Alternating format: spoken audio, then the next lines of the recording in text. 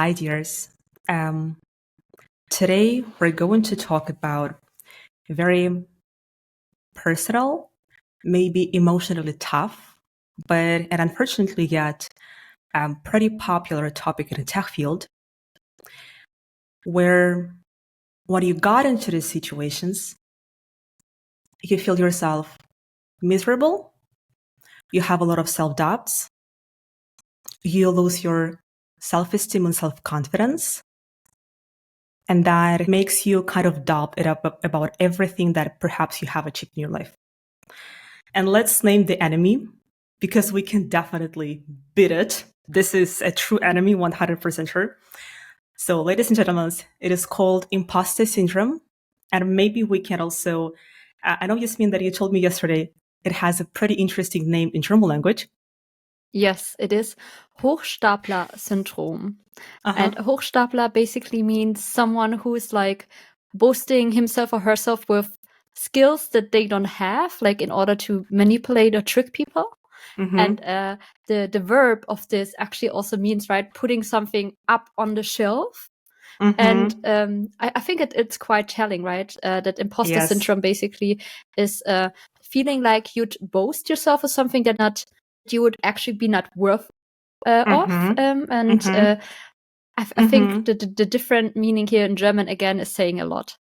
Yeah. And also, I remember that was a pretty interesting analogy that imposter syndrome is kind of correlated a lot or triggered perhaps also as well by the syndrome of being perfectionist. And that is why you're trying, to put something on the very, very high level according to your very high standards. Yes. Yeah. For me, I guess that's more appealing. At least this is how I understand this kind of syndrome. And since we started talking about the languages, maybe I will also say how it sounds in Russian language. I think, let me know, Yasmin, I think it sounds pretty interesting, like to hear it outside. So we're saying not imposter syndrome, we're saying syndrome of imposter, which is translated as syndrome 𝗔𝗺 𝗡𝗺. So I don't know how it sounds from the outside, but the meaning of that is that the first part I got. You got the first part, but not a second, definitely. So it's kind of translated when you name yourself for something that you kind of don't deserve, and you manage to trick everyone else, being very confident in your own thoughts. That's maybe this is like the very negative side of this part. Yes. Yeah. And when you were saying like we all know who the enemy is, like my first thought was like you are the enemy, right? So you yourself are the enemy, because imposter syndrome is a psychological effect or a syndrome, right? In that sense that you think you don't deserve the achievement, or you think you don't deserve the honors, because you yourself see yourself not as being worthy of that. You yourself don't see yourself as being like an expert or deserving that praise, right? So it's actually you versus you. And the good point is, That's right, the good and the bad side is nobody else can solve it for you. On the good side, you can work on this, and you can, recognizing this in yourself is like the first step. Sometimes it also helps, like just talking to people about that feeling, because sometimes it's nothing that you can see from the outside usually, right? So I've met people who I thought they are like the biggest expert. I was so much admiring them, and I could have never told that basically they would struggle with not feeling good enough and not feeling deserving of any praise for their professional achievements. Yes. Yeah, that is true. And maybe this is also a pretty big task for any company or any team lead of a technical team to kind of take care of this part, and maybe try to have kind of measures of how you can see that in your people. Yeah, I think it's just being aware that something like this is quite common, especially among overachieving people, right? So there's the saying of the insecure overachiever, and it fits a lot that when you're basically already like performing on a very, very high standard, but you just don't feel like it's enough, even though like you're already giving 150% more than others around you. Definitely, yeah. And maybe to have a little bit of the, hard ground conversation in this matter, let's a little bit talk about statistics, why we even started talking about the imposter syndrome and why it is quite popular in the tech field. So just for you guys, we've collected some articles with statistics, and the first one, let's start with kind of among general population. According to a research that was done in 2019, 70% of people experience imposter syndrome. That if we talk about the genders, like females and males, that it's stated by the KPMG in 2024 that 75% of executive women reported having experienced imposter syndrome at some point in their careers, compared to 54% of men. So pretty much women more likely to have this kind of psychological things. Yes, and I think you can see it if you would just probably ask around in your circle of friends or network or colleagues, right? And especially asking also people who from the outside appear having a successful career, and then asking them how much luck was part of your success. I would think that many more women would answer that luck has attributed more to their career than probably with men who are on average probably more confident about their own skills and confident that their own skills brought them there, instead of say attributing that to luck, timing, or other external factors. Yeah, I absolutely agree with that. And I've been discussing with my colleagues recently that if you would have, let's say, one job position that for a woman is going to be crucial to have, let's say, 100% of match, that you're matching with all the skills that are required for this specific position, while this, like my experience again, while for man, it's got to be like maybe at 60%, and then I'm going to apply for this part. So maybe it's also kind of correlated with this syndrome in such sense. And also maybe to continue with statistics, it was pretty interesting for me that it's even kind of popular among the higher education. It was a study in 2019 that published the results that 20% of higher education faculty members also experience high levels of imposter syndrome. And this is something that for me really, it was kind of realization that I thought for myself, if I will be a professor in the university and that I will achieve this kind of order to be in this stage of knowledge, that kind of this syndrome will fade away and I will never need to deal with this again. I'd have the hypothesis that it gets worse with every next career step and a new level of achievement you'd achieve, because basically you're just having more and more the feeling that you're not that your skills and competencies would not be justifying reaching that level, right? And this very irrational fear of that people would call you out and disguise you as being like an imposter, and disguise basically would recognize you for what you think you are, not worthy of it, right? And it just gets bigger because you have more to lose at that point. So if you're still like in a junior stage, right? I mean, everyone would say, right, okay, it's super okay to not know everything, right? And you would say, okay, I'm just a junior, right? Now, if people would disguise me as not being even at that stage, the fall is not so high. But with every next step, I think that fear of losing that is just getting bigger and bigger. Worse. Yes, yeah. I totally also agree with that. And I was just listening to you, and perhaps I just got a second thought about what kind of motivated me to get for tech degrees. So I, of course, in the first place, it was curiosity and that I was bored. This is what I'm going to talk about all the time. But I think that deep and down, I might also say that this syndrome might also contribute to this part as well. So it was not only kind of driven by the curiosity thing, but it was also to some percent, even maybe it's like very small, it was driven by thinking that it's not enough in order to start in tech field as a data scientist. That is pretty interesting thought right now that I got.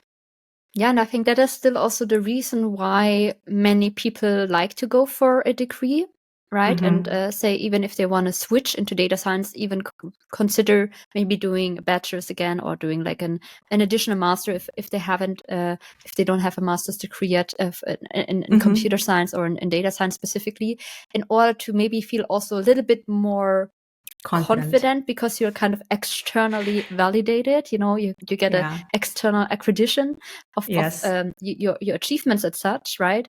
And even then, I do think that if the imposter syndrome is strong, you probably get out of that having done your master's degree and thinking, how did I ever get through the exams? I must have been cheating or so, right? So, and when do people call me out for that?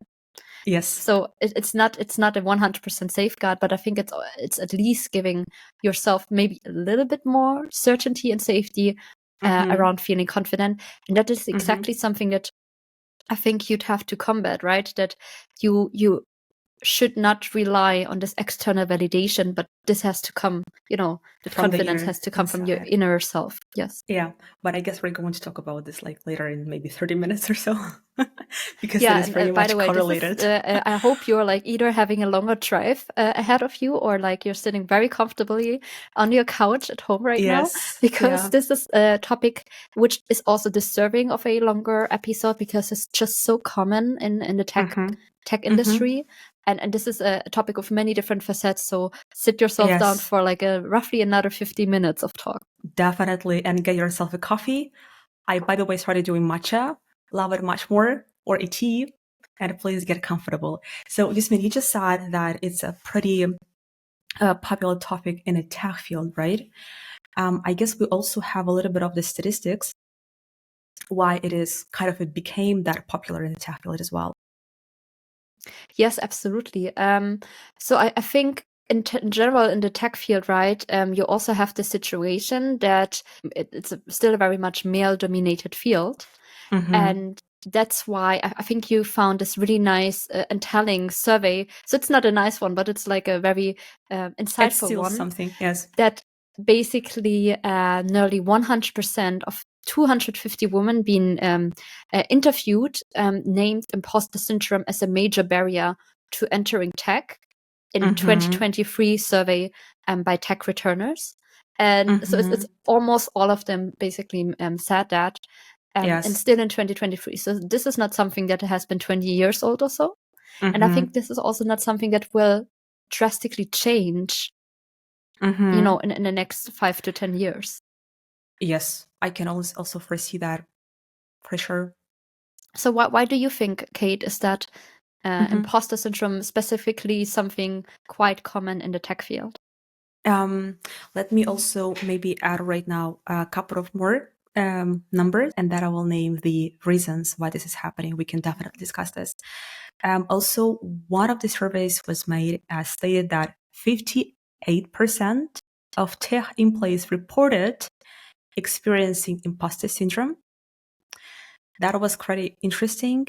And again, if we're talking about a genders, if we go one level down in the tech field, that was stated by the Trust Radius survey that 66% of women in tech reported experiencing imposter syndrome compared to 56% of men. So we have 10% difference. It's maybe not a lot, but still we can again foresee that compared to our statistics that we previously mentioned according to the general population.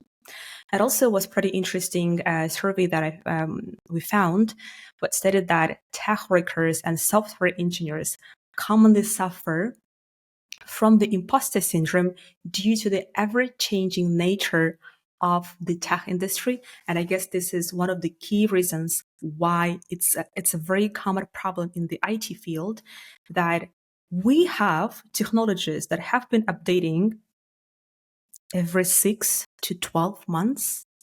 You cannot see this right now, but I'm over the goosebumps again. I'm like, sensitive person. And you have this anxiety, and definitely you got to this imposter syndrome from just the thinking that if you will just relax, maybe for 6 to 12 months, you will be outdated and that you will not be able to find a spot in this field. And especially if you have a lot of degrees and you have a lot of experience, and it's going to be like for nothing. And that is why you cannot let it go. And you have to all the time, after This 8 hours constant of pressure. work, you have to, on the weekends or on your vacation, I know a lot of data scientists that are even on vacation, catch up with the latest research articles, developments in the AI field, and etc. So you have this constant pressure, and that is why it's one of the reasons why you would have and or might have this kind of imposter syndrome. And I guess the second part is, as we already mentioned, it's very much correlated with a perfectionism. When you have very high standards, and this is also due to the thing, sometimes due to the business field. I don't know how is that for you, Yasmin, but for me, let's say like in 50% of the times, when I was talking with the business side that wanted to have very specific, like, I don't know, use case developed for them, they would always tell you, and I can just really sort of repeated the words that I've been told. Kate, we want to have the best, most complex equation ever that will give us 100% of accuracy. And you feel that people also add to this like background pressure by over expecting from a data scientist to, I don't know, perform better with the results. Yeah, and I think that is mostly not because of bad will, but because Yes, of of lack course. of education, of unrealistic expectations, because you probably don't know how data science works, that the data that you actually have is mostly the limiting factor, and also that the next accuracy percentage point is not always like actually worth it and justified for certain business problems. So in many cases you don't even need it. And what is kind of really surprising to me is that they especially ask for a complex equation. So usually I had the experience that they just want to have the outcome and they don't care, what is behind it in that sense. So I had this kind of situations, yes. That is right, and I think that, and that's why we also need to create more empathy from both sides. So it's also about data scientists thinking more business driven. If you're working in industry, right, we're doing data science because we want to help the business. Yes. And on the other side, business people understanding more what data means, what good data quality is, and also how in the basics data science works. So you don't have this completely unrealistic expectations. Yeah, also adding here, I'm very much thankful to my previous supervisor, what she kind of taught me and put this excellent thought into my mind that you're the expert. You have the education, you have all rights to be confident at what you're saying. And that is why when business side has unrealistic expectations, this is not because you're not enough. It is because, as you said, Yasmin, business needs just to have a proper, let's say, data science literacy courses in order to understand how it works. And for myself, for example, I feel that part as a nice growth point as an expert or as a identity.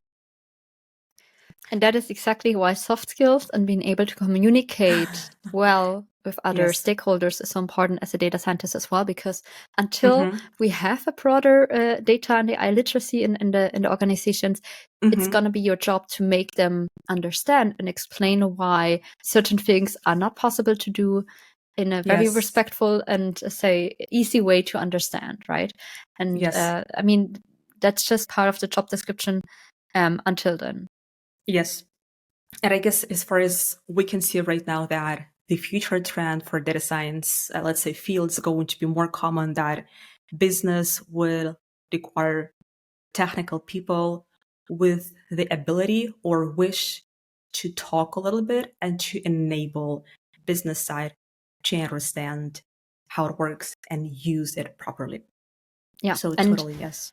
I completely agree, but this mixture of, say, rapid technological change, having very high expectations placed on you, and that's why we had this really nice episode also on the importance of data and AI communities, right? Yes. Imagine you're the one data scientist and you don't have anyone to exchange with.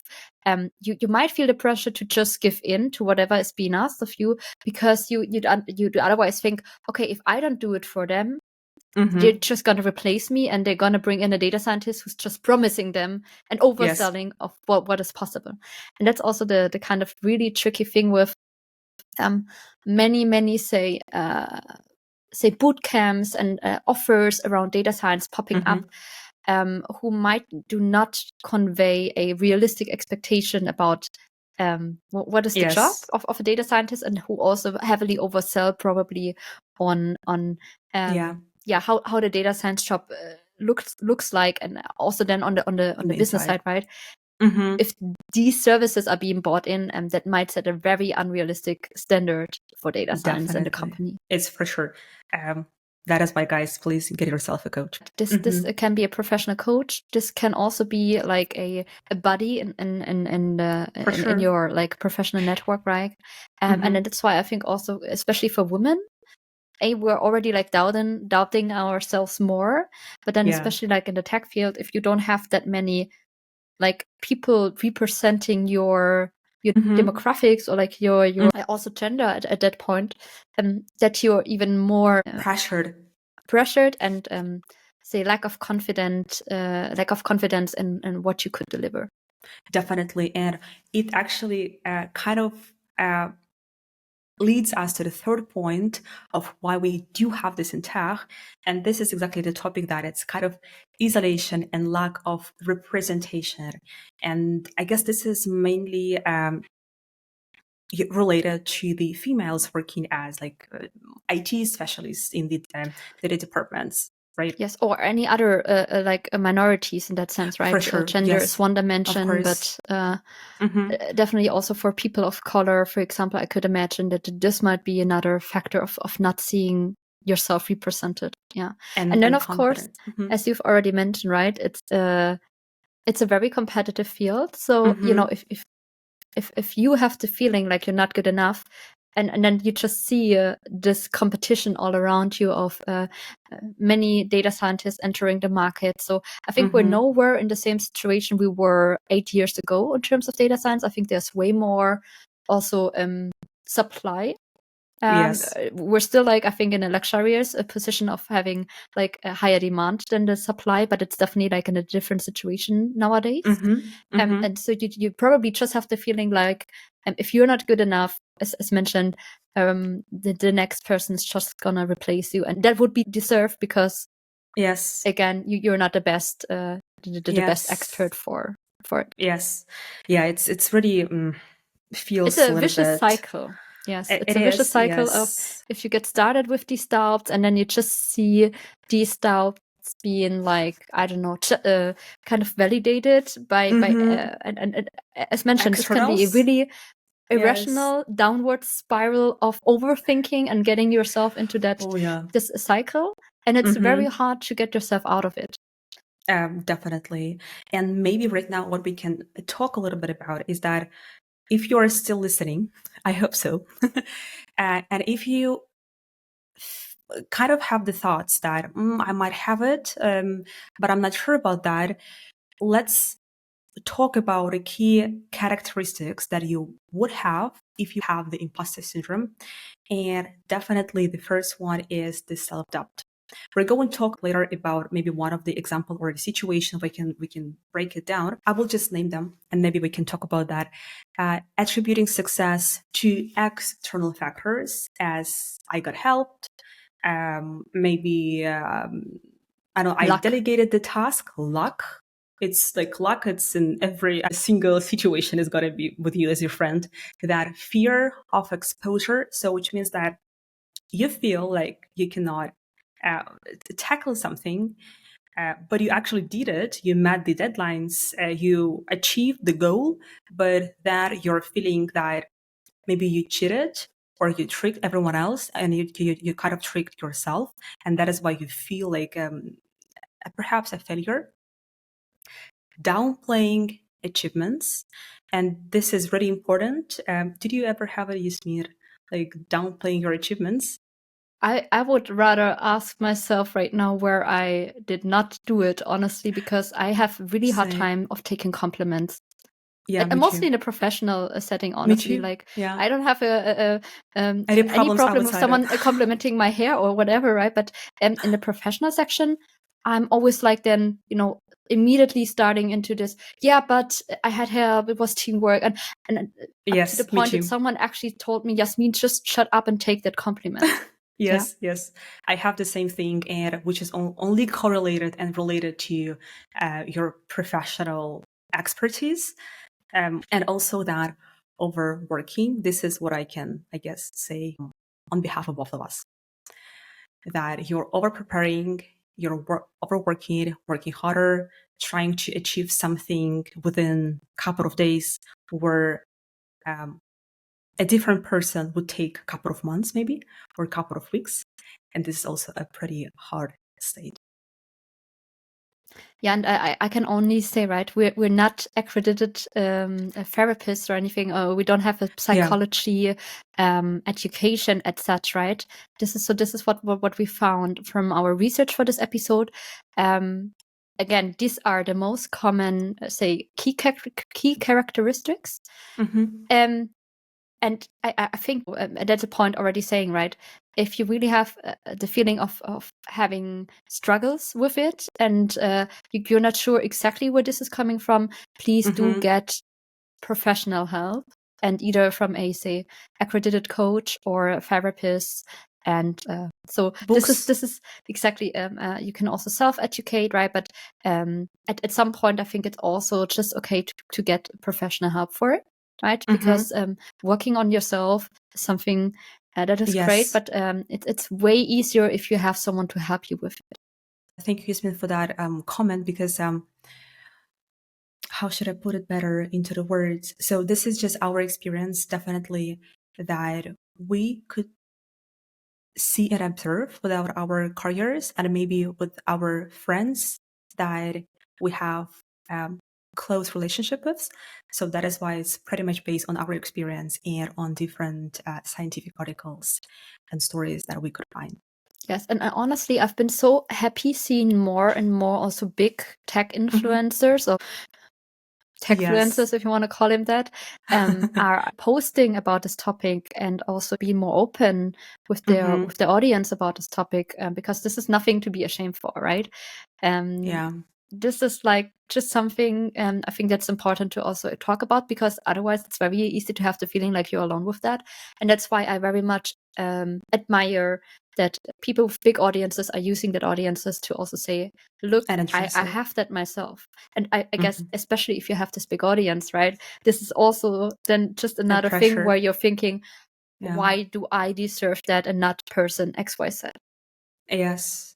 And honestly, like right now, I'm just imagining myself with the big audience. Like, I don't know, maybe let's say we're talking a bit about big audiences of 100,000 of people, or like even beyond that numbers.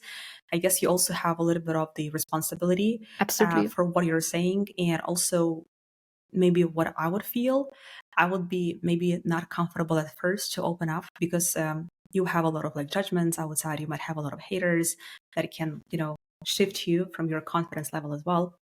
But definitely it's very important. And I guess we will also thank Megan for inspiration to our episode today. Yes.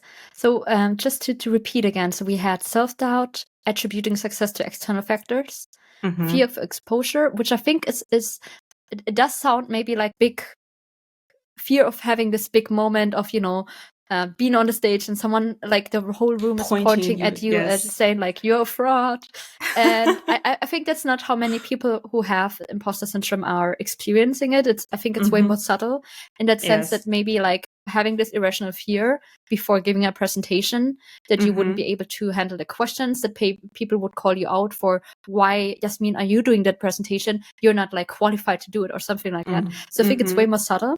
and then can appear in many different versions and shades.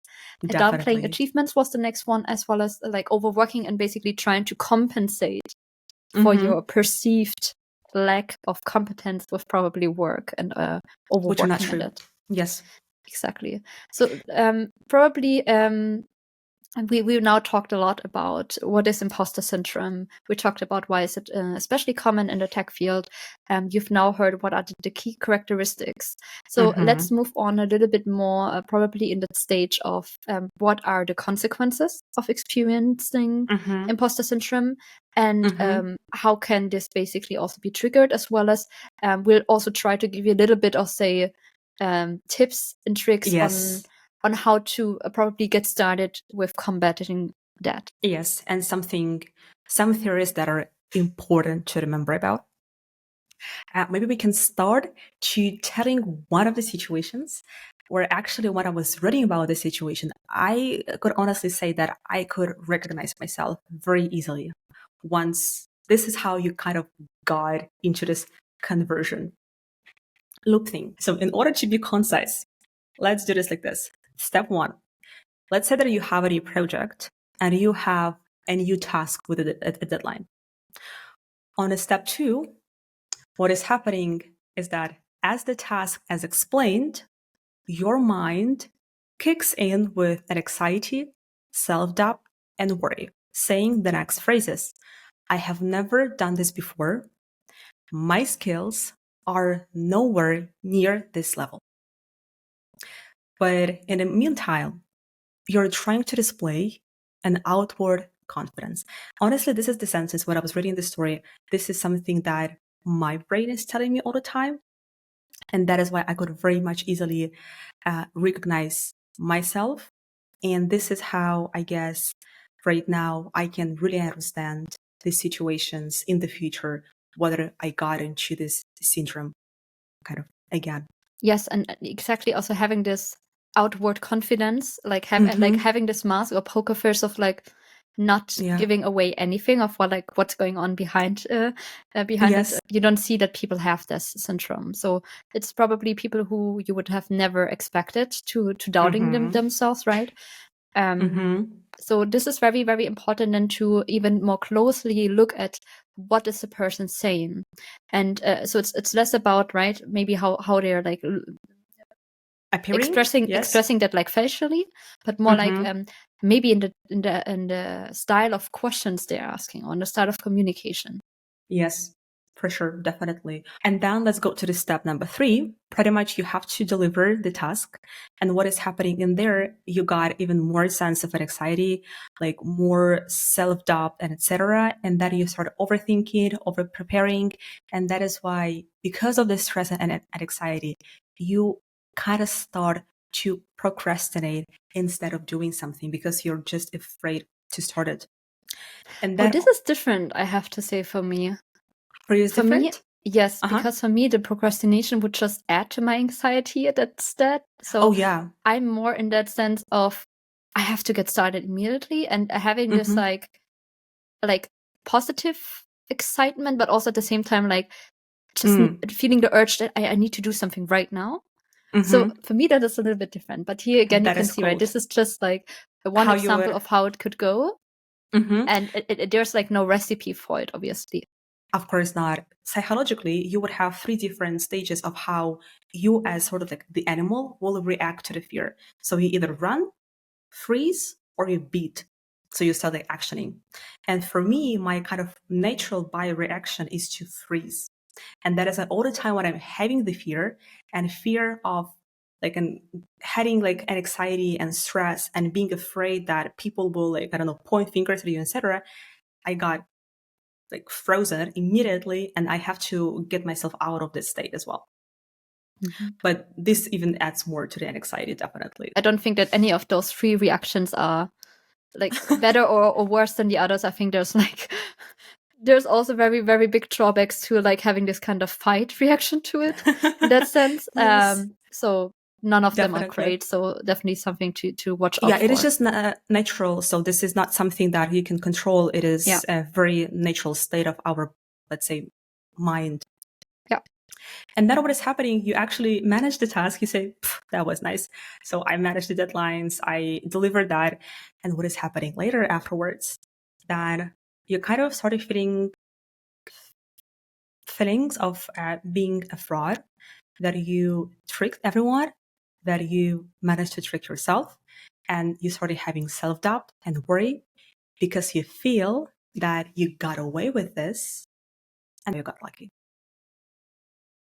So this is something, I guess, how many times we already said this word luck today? And I think it's just like this, something that is a repeating pattern as such. And I think it's one thing to be aware of your privileges, right? Definitely. Of being the privilege of being born in a certain country, of being born into a certain family who give you the support and maybe also has the monetary means to give you the education, right? Yes. So being aware of your privileges, right?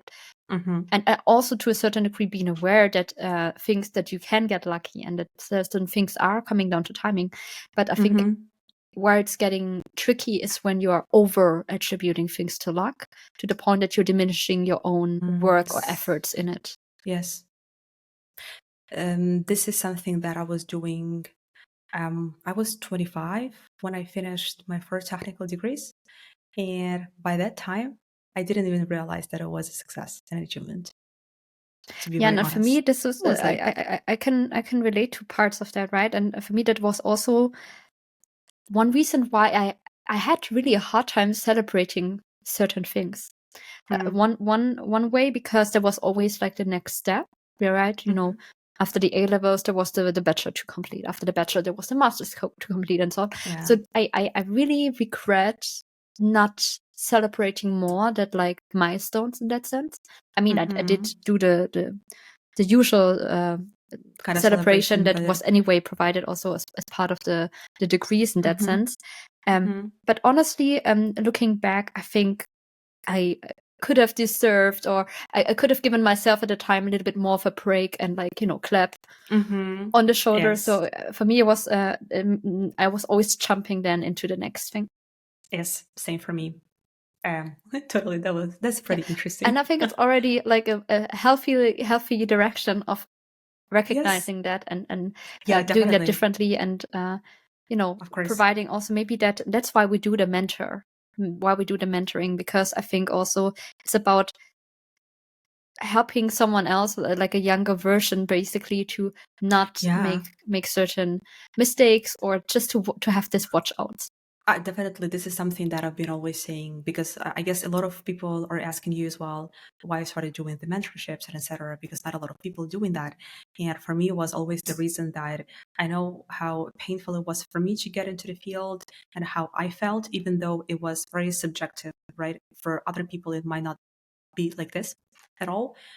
And that is why I want my youngest versions to avoid the same mistakes and have more straightforward path. For sure. But let's talk about the dangers.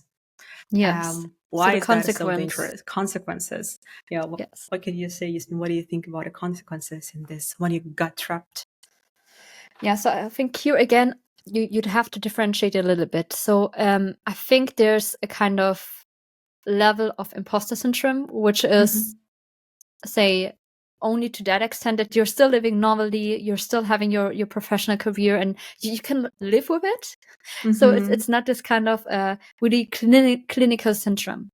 And I think, you know, for some people, and that's why it's actually like a psychological effect, that it's actually that bad that you cannot live and continue with your life normally. So let us maybe focus on the part of people, which I think is the majority, who do have certain symptoms and effects, right? But who in total can still somewhat live a normal life with it. So it's not in this kind of clinical extent. Exactly.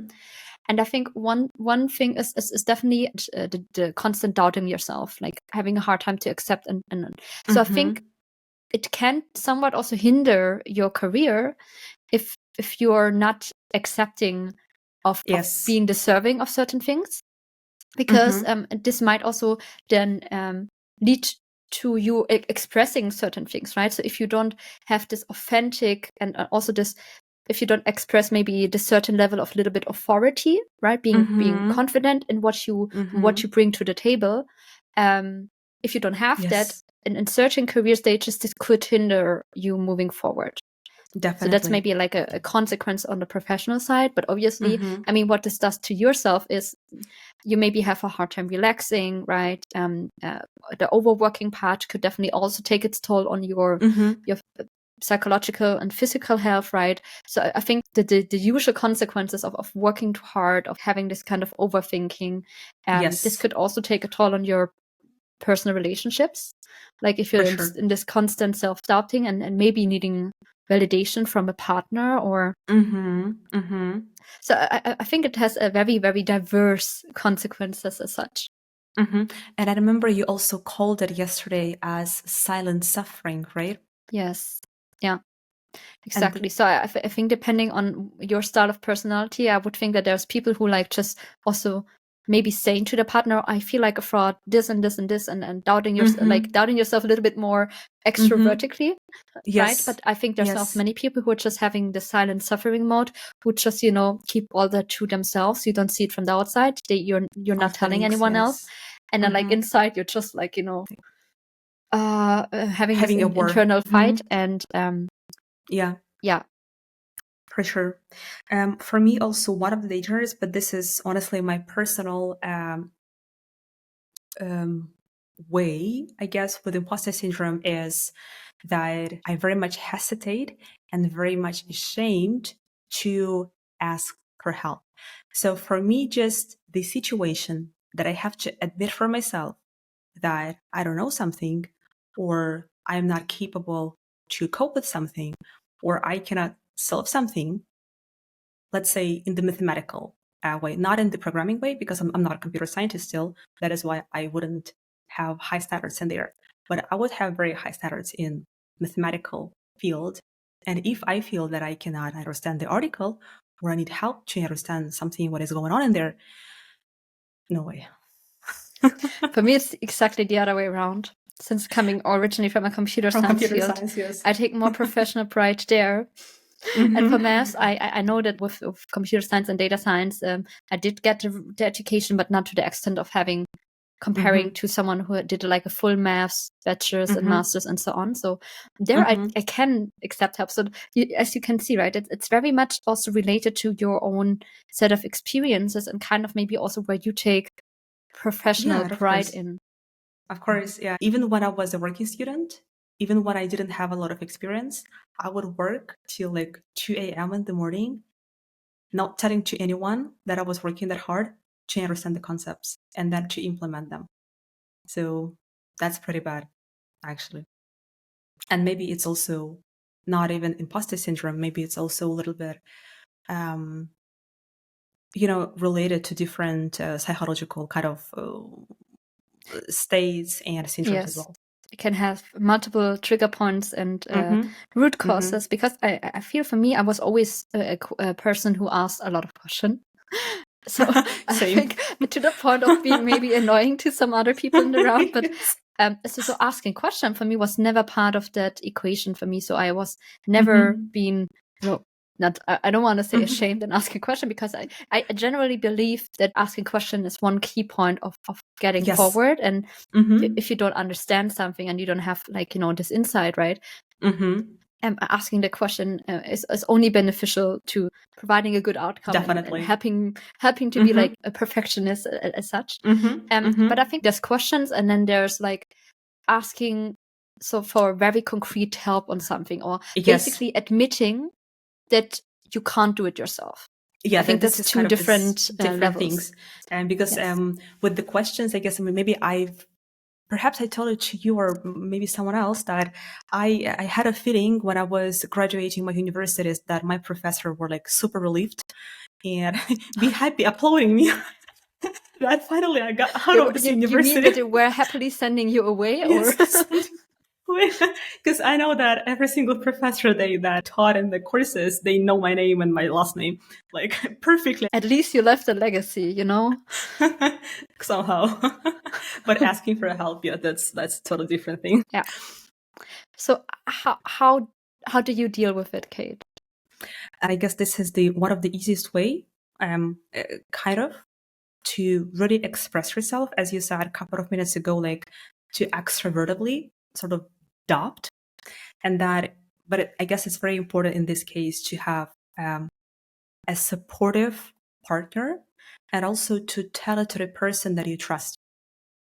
And this will really heal your scars inside of you and pains. And I guess the way why we are talking with you about this right now, it's also kind of for us a little bit of a therapy, because you have to somehow be okay and not being ashamed of having this syndrome from time to time, and talk about with the other person, and also to to spread it to your community. It's also like a little bit getting out of the shell. And that is why talking is very important. And I usually, in any kind of situations, I usually love to firstly talk with the person. And if this is not helping out with the problem, that you go ahead and do something else. And the second maybe piece of advice from my side would be, and this is something that I was advised by one of my therapists in the past, all the time when you are having these kind of thoughts of self-doubt or being not enough, feeling total failure, and etc., you just do 3 columns. Just take a paper with the pad and do the 3 columns. In the first column, you write down everything what you're thinking about, like your thoughts. You just need to get it from your mind and put it to the paper, to something physical that you will see it from the outside.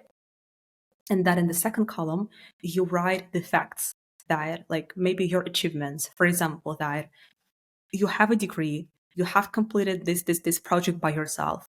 Maybe you led these kind of technical projects, that you have received, I don't know, like your bonuses for nice performance, that people are reaching out to you seeking for your help, and etc. So you have to write down in second column this kind of hard. So what are you observing from your reality at that such? Yes, definitely. So hard facts that you cannot just doubt. So you will never doubt your degree and etc.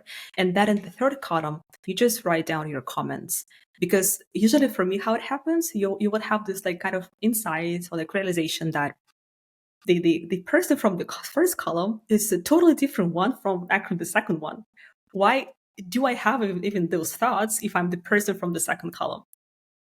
Then you have this kind of shift in your mindset, and this might already relieve you a little bit from these hard feelings. What about you, Yasmin? Do you have solutions from your side, maybe? Oh, it's very tough, because I think there's also I haven't found yet like this one recipe of how to perfectly combat certain things. I'm definitely also a talker, so I have the luck of having a very understanding a partner with whom I can talk about everything, and who's basically made all of the major life stages to experience that together with me.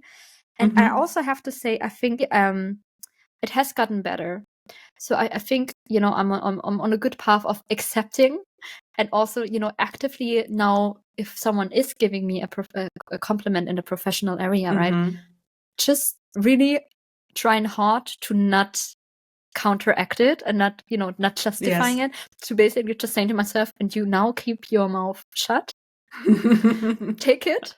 And so exactly. So I think it's more about in observing in what areas do I experience that, and then just like thinking about what could I do differently next time, and also recognizing having this very big, challenging, intimidating task maybe ahead of yourself, right? And then having this instant urge to, I now need to start it, and then now I have to basically already in the next 2 weeks solve it, even though maybe it's like a task lined out for several months, right? I'm trying to combat it with structure and making a plan and breaking down the plan into smaller tasks and stuff like that. And I think in this bigger project, I've been trying more to ask for help, and just basically also saying if I have the feeling maybe, okay, I could benefit here from someone else, like maybe an internal consultant, bringing in more structure, helping me to basically making exactly that planning, right? So yes. I've been basically also thinking about if you can accept the help and if you're at the stage, right? What would help you from someone else to basically feel more comfortable with certain situations. So I think for me, it's a little bit like a toolbox that I've been trying to build for myself. And I think definitely also reading a lot books in that area of like, kind of self-educating educating yourself. myself, exactly, knowing and also trying to, understand that your professional achievements are not defining your self-worth, and really trying very hard to separate these two things from each other. Yes. And I think there's a lot of great books on this topic as well. But again, reading it is one thing, but really internalizing it and really understanding it, I think that's a very long It's journey. a path. And exactly, I've recently talked to a very senior colleague who has like 30 years or so under his belt and of career. And just also that person sharing with me how only in the last couple of years getting more comfortable with certain challenges and so on. This just showed me again, this is not a sprint. So it's not something that you can solve under, in the next year. So this is like you will have to actively work against that for the next 30 years, 40 years, for the rest of your life, and accepting it. And you're also not letting that diminish your shine in other areas and your lively spirit in other areas. Yeah. Yes. And if it really gets too strong, right, as mentioned, get professional support. Yes. And I guess right now it is really important to remember about one of the theories. And to be very honest, I have heard about this theory maybe several months ago. And let's say that we're going to have somewhere maybe in the left or right corner, we're going to have a picture of that theory. So for you guys to have a little bit of this, association and visualization, it is called the sea of ignorance and the Dunning-Kruger effect, right? The main component of that part is the more knowledge you actually have, the more you realize that there is an endless amount of knowledge out in your field that you know shit about. And this is, to be honestly, very true, that if you will visualize your knowledge as a little circle and everything outside is something that you don't know, the more you expand your zone of knowledge, the more you know, the more you got aware of the endless knowledge that you have around you. And for me, that was a very nice help and understanding of this imposter syndrome, to be honest. With this island and basically this shore, meaning the coastline. So obviously it makes sense, right? So if you have a small island, the perimeter of that island, the coastline, is going to be smaller, right? And that coastline is basically saying, so this is basically the border between what you know in the island and what you don't know, which is outside on the other side of the coastline.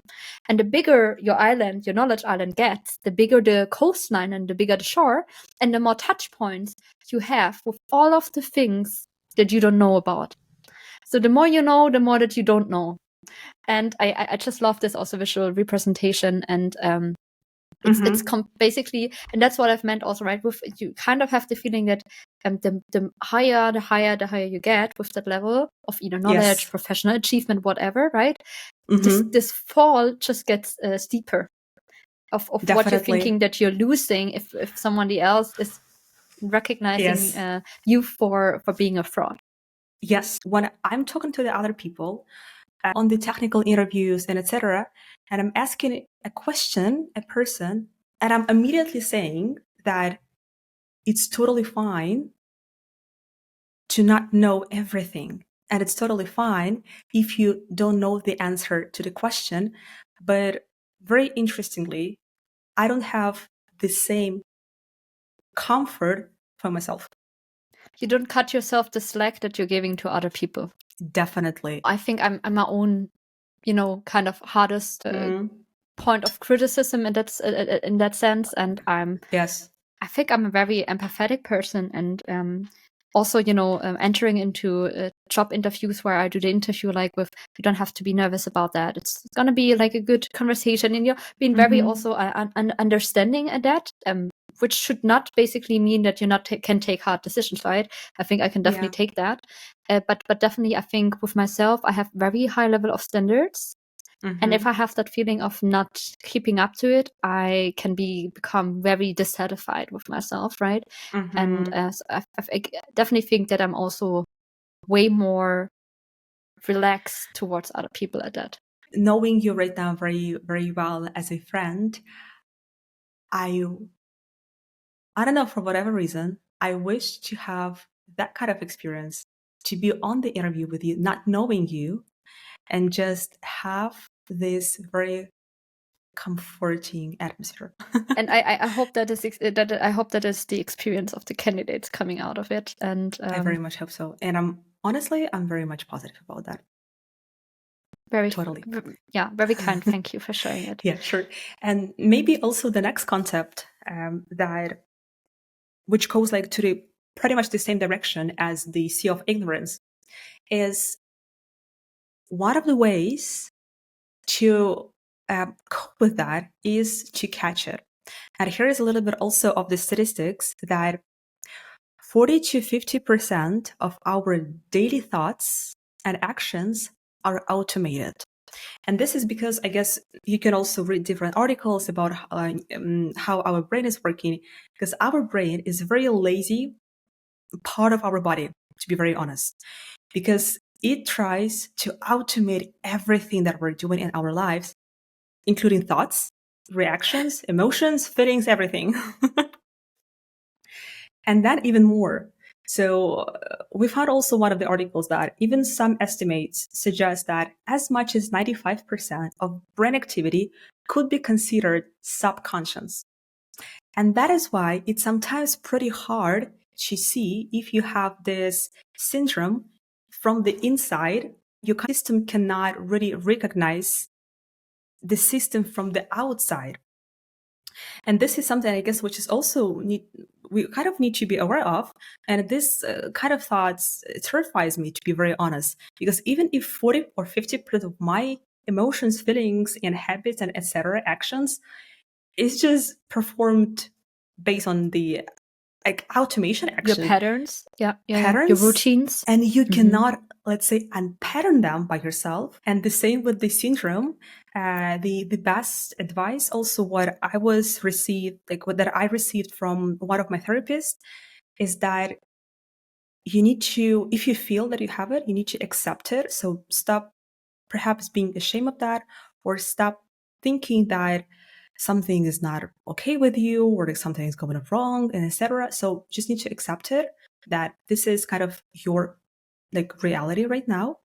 And then what is happening once you have this exception, you kind of open up and you can observe and see yourself when and in which kind of situations you have this syndrome, and maybe put it differently, which situations can trigger these feelings in you.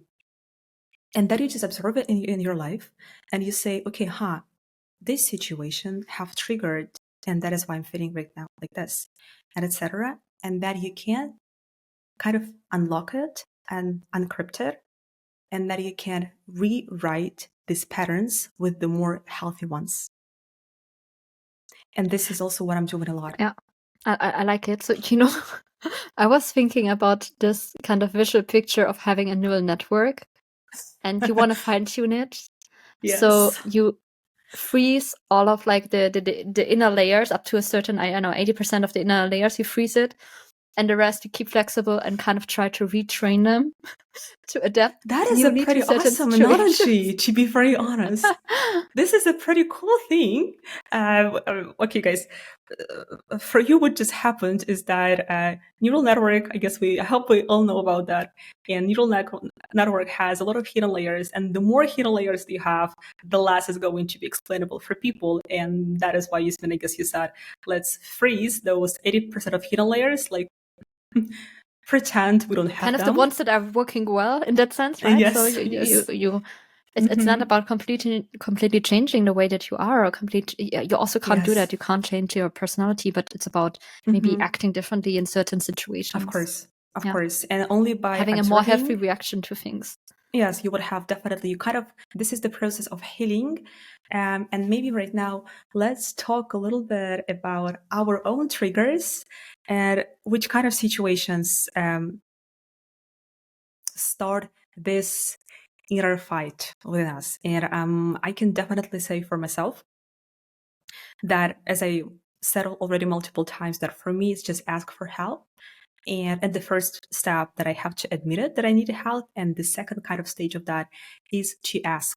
And this is also a very important thought that somebody told me in the past, that every kind of syndrome, even imposter syndrome, is based on the very specific definition. Because if you wouldn't thought about yourself in this kind of matter, you would never have it, perhaps.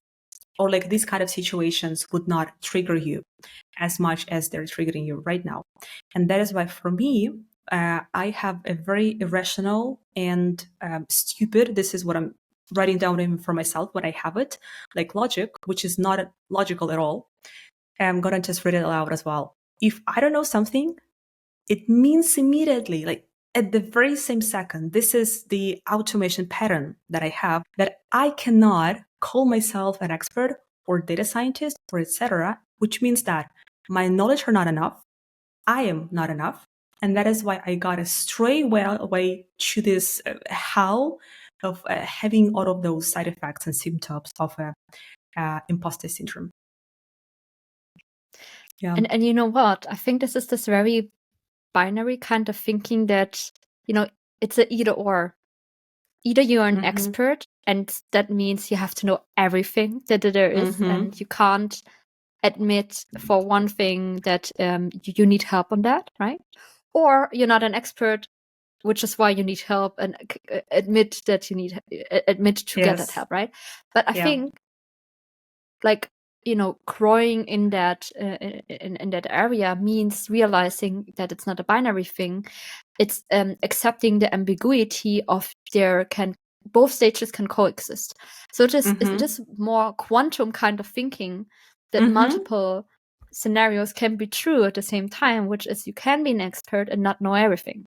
Yes, that is amazing. And this is like opening up the field of options and possibilities in between, because it's not an either or. It's like many different stages in between. Look at that. So that is why, guys, we told you that one of the first steps is to talk about that, because honestly, Ismet, if I didn't tell you this, I wouldn't even think about this binary logic. Right now, I got another interesting thought to think of later.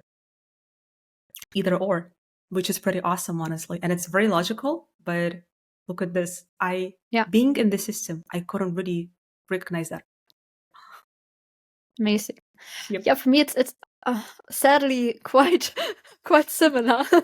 Yes. I guess for me, it's very much related to what I've mentioned earlier. So, for me, a big trigger is if I get presented with a new task and not immediately, like really like on the spot, immediately knowing how to solve it, is creating this feeling of not being prepared well enough, not being good enough for this task. Why do I deserve to get that?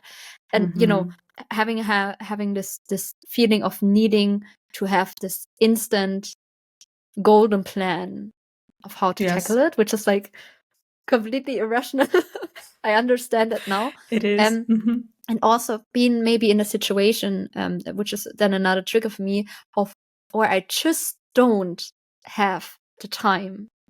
So there's just no way that I can overwork and overthink, because I just, I need to give an immediate answer, or I need to hand in something, in the next 2 hours slides or whatever.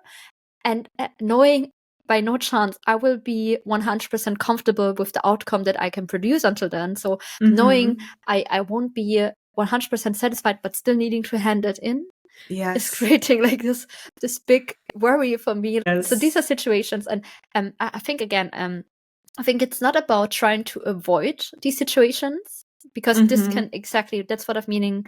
This would mean that you're only in your comfort zone, right?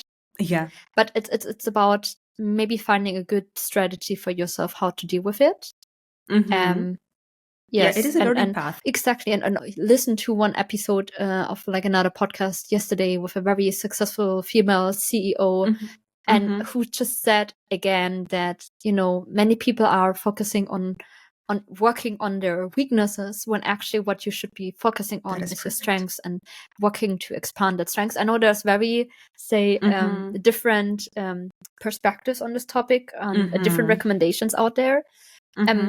But overall, I think I personally more can connect with this view on work on your strengths and not trying to, you know, fix what's actually not broken in a sense, but just where you can be shine more. It is just in other not areas. yours. It is just not yours. And I remember a pretty cool statement from, I guess, Einstein. He said something, if you're going to take a fish and grade a fish by her abilities to climb the tree, is going to be stupid this whole life, right? I don't know. Have you ever heard about this? His phrase? Nope. Never. Okay, I will send it to you, and maybe we so. can also put this into our Quote. episode. But I really love it. And maybe, guys, for you right now, we've talked a lot today about different parts and dimensions of syndrome and how it is kind of coexistent and correlated with different syndromes as well. And like, I don't know, perfectionism, right, and etc. And maybe right now it is for you to a little bit think and reflect and analyze your feelings and emotional states and how the way you kind of act, even if it is right now hidden by your lazy brain. Maybe, do you have any triggers? And if so, what kind of triggers? And we're also going to put to this episode the test. For example, this is kind of the test whether you have a syndrome, imposter syndrome, and if you do have it, what is the score? So for me, the score is 66%. We need to put it down to 0, to be honest. But also, what I'm saying here, I guess that you should not believe to like 100% of any test, like psychological test that you are completing. Not a big fan of those either. Yeah, it's just like, you know, for you, because I guess it's just more of when you got a question, just to reflect how you behave. And this is the most important part of the test, not the score, of course. And also, to start with, that maybe sound funny, but this is something that I would really recommend to every single person to watch. One of the cartoons that was recently published in the theaters, released, which is like Inside Out second part, because for me was honestly kind of 1.5 hours of emotional therapy, talking about different emotions. And believe me, if you will go to the cinema, you will just see adults and not kids in there. And you kind of got to be looking at yourself from the outside and how other people would see you in these different conditions. We've already mentioned it, focusing maybe on your strengths, detaching your self-worth from your professional achievements, and knowing, like, for many people it would be a very irrational fear, but even if your skill set would not be justifying certain achievements, it doesn't mean that you're a bad person, and doesn't mean that your self-worth should not be depend or connecting on whatever you do as a profession, as a job. And as mentioned, there's many really great books and reports on that topic, but again, like, a single book won't fix your life, so just accept that this is gonna be a probably constant struggle, and try to find a way to talk maybe with other people or like with a professional about that if you have the feeling you need it. And yeah, I'm wishing you the best, and just knowing that you're not alone on this journey. So really, put ourselves bare today from say psychological standpoint, and I think if we can just help a single person with sharing that, for me, the mission is accomplished. So let us know if this was helpful for you. You can also use our one-on-one voice recordings. That is an option on Spotify. And otherwise, we really hope that you also like this longer episode today. And please join us again, either by watching or listening to our next episode. And yeah, we hope you have a lovely day ahead of you. Yeah, thank you. Bye-bye.